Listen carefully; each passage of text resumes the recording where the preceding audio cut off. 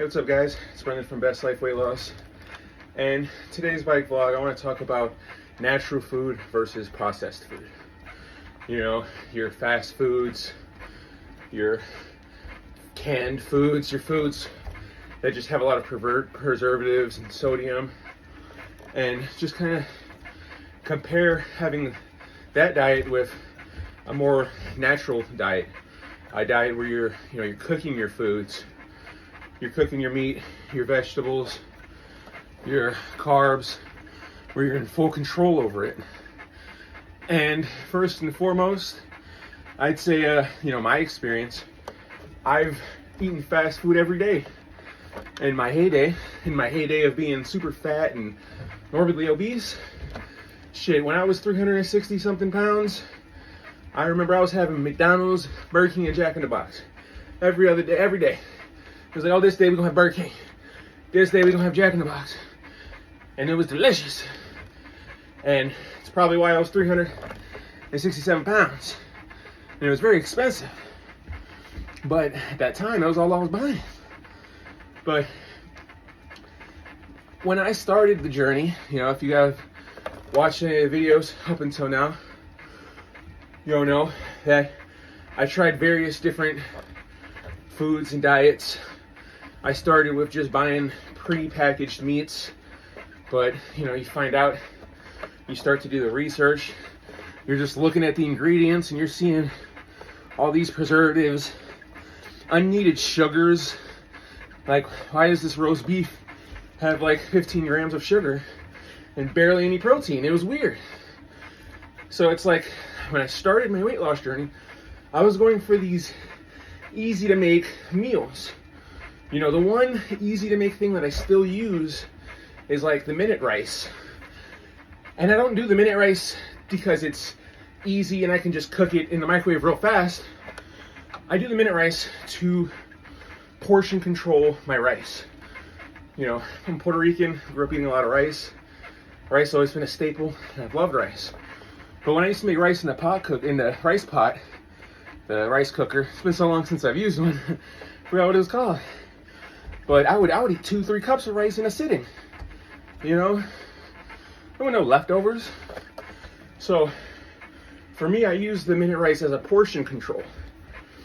But as far as sustainability wise, financially, buying and cooking your own food at first glance might seem, more expensive, might seem rough. Oh man, that pack of meat, meat is so expensive now. There's so many things that have gone up. But when you're looking for that natural foods, when you're looking for foods to cook, the idea of it being cheaper is you buy a big 5-pound, 10-pound, 20-pound bag of rice. That 20-pound bag of rice, that was, it's not that expensive at all. So you buy the big bag of rice. Now you're going to eat off that bag of rice for a month or two. When you go and buy a pack of chicken, you want to buy a big pack, section it off, freeze it. The idea is when you're buying your natural foods, overall it's going to be cheaper because you're going to buy something once. I go to Safeway, I like to buy a pack of top loin tri-tips, individually cut, usually like 5 or 6 slices, $20 at Safeway with the little free Safeway membership. And I'll take it and I'll freeze all of them individually. And that's meat for a couple of days right there. The vegetables, the idea with the vegetables is, they spoil a lot. So if you buy your own vegetables, cut them up and freeze them, I bake a lot of my vegetables.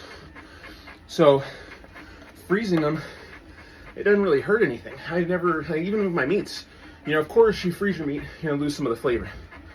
But I've never really noticed it. I season my food very well. So in that regard, I don't notice the freezing. But when you're buying your food, you're buying your rice, you're buying a bag of potatoes, you're gonna eat off that multiple times. When you go to Burger King and you get your Whopper Junior meal, you could buy like an extra junior bacon cheeseburger or something, throw it in the fridge. But cost-wise, especially now, $10, $11 meals, $13 for a large or something, that doesn't seem sustainable to me. Not financially, but also it's not sustainably for your health.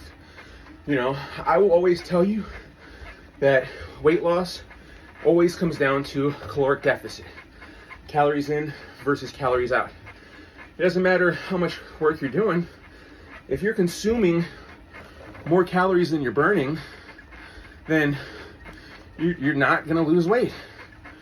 And I wholeheartedly believe you can eat Big Macs every day. And if you're in a caloric deficit, you will lose weight. The problem is when you eat the fast foods, there's so much sugars, preservatives, unneeded stuff in those foods. It's actually designed to make you want to eat more.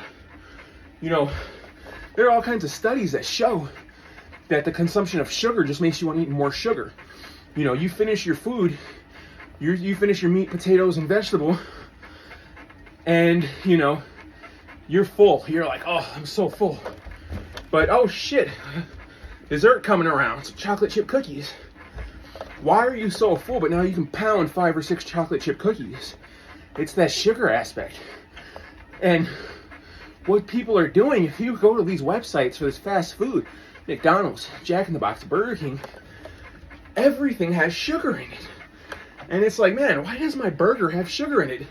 You know, it's one thing, yeah, there's sugar in the ketchup. There's sugar in the mustard or whatever. But the amount of sugar they're putting in there it's too much. And it's not just the sugar. There's other adjectives, other preservatives that make you want to eat more. It's designed to make you want to eat more. You know, hardly ever do I go to a fast food place and eat just a one meal and feel satiated. But I can make a steak, potatoes, and asparagus, eat that whole plate, and go 8, 10, 12 hours and not eat another big meal. I'm eating fruits and vegetables in that in-between time. Maybe an orange. A couple hours later, I'll have a banana. Things like that for my snacking, because snacking is okay as long as you're doing it with the right things. But, you know, I feel like when I order fast food, I have to order so much of it just to still feel full, the same aspect of when I cooked it myself. So, over the years on the journey, I see it's like, man, not only is buying and cooking my own food so much more financially sustainable, but dietary wise, it was a lot easier to say, hey, I'm full now, I can stop eating. Say, hey, I'm gonna eat this orange as a snack. You know, when I grab an orange as a snack, I eat the orange, I drink some water, I'm content. When I used to have Oreos was a favorite of mine. And I used to call it the lines. You know, Oreos got the 3 lines of cookies. I used to eat them by the line. Now, in comparison to that orange, I don't eat 2 oranges or 3 oranges. I don't eat 3 bananas, 1 sitting. And it's like, it's something about these natural foods that your body actually wants and will help in the long run. Not only you'll feel better because you're giving your body the proper vitamins, nutrients. There's so much different things that fruits and vegetables provide for your body. There's so much things that natural meat, you know, people say, oh, red meat causes you heart disease. No, there's literally no study about red meat causing heart disease. All those studies that have linked to red meat are processed meats. All of them. Natural, low-fat meats do not cause heart disease. That's what all of the data actually shows. So, processed food versus natural food versus you cooking food yourself. In the long run, financially more sustainable, dietary way more sustainable than eating the fast foods or And even just the frozen foods can be bad for you. Yeah, it has all the ingredients on there, but not a lot of frozen foods are high in protein, low in calories, low in sugar, and all of the frozen food all has some kind of preservatives in it. It's not what your body needs. And let's give what our body needs. And I hope you start your weight loss journey today. I hope you got the concept of this video, and I hope you start eating healthier. Stay positive.